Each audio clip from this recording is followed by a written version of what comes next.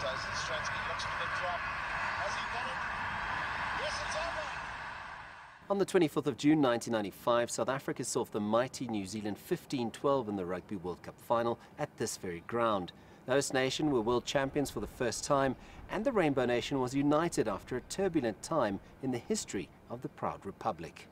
Obviously, you know, having the then President Nelson Mandela out at Ellis Park and having the crowd cheering after the victory at Ellis Park after the final, I mean, those are instances in my life that I've soaked up and you know, will carry with me to the last of my days. There was a glimmer of hope that those special moments would return as South Africa were named preferred candidates after a rigorous and transparent 15-month auditing process. But it was not to be. Ladies and gentlemen, it is my great pleasure to announce that the host for the Rugby World Cup 2023 is France. There was outrage after the shock announcement, with many flocking to social media to express their anger. But in the end, the South African Rugby Union CEO, Yuri Roux, was gracious in defeat. We tried our best, we put our best foot forward, and people had a vote, and they had an option, and they actually just executed that. In the end, I cannot fault World Rugby for the process that we followed up until now.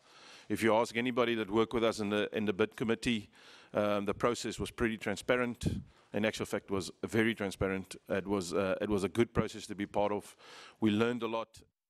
The big question for many was how the World Rugby Council had voted and what had influenced their votes when South Africa were clear favourites going into the final vote in London.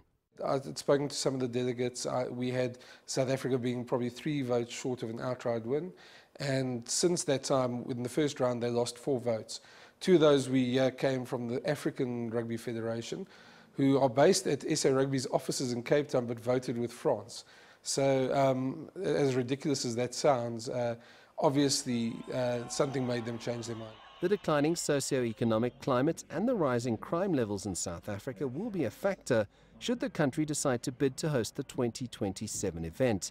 But it is highly unlikely the government will be able to sign assurances, leaving SARU without the financial muscle to bid even if they wanted to. I think we're entering a period now in the next 4-8 years where it's going to be critical for South Africa to make some real heart-searching issues and decisions in terms of the value system, the principles, and what is going to drive the country forward.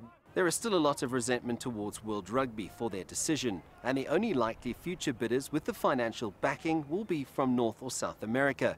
It might just be time for SARU to shift focus to improving their development and transformation models, which in theory will produce players that are good enough to challenge the rest of the world and bring back the coveted Webb Ellis Trophy.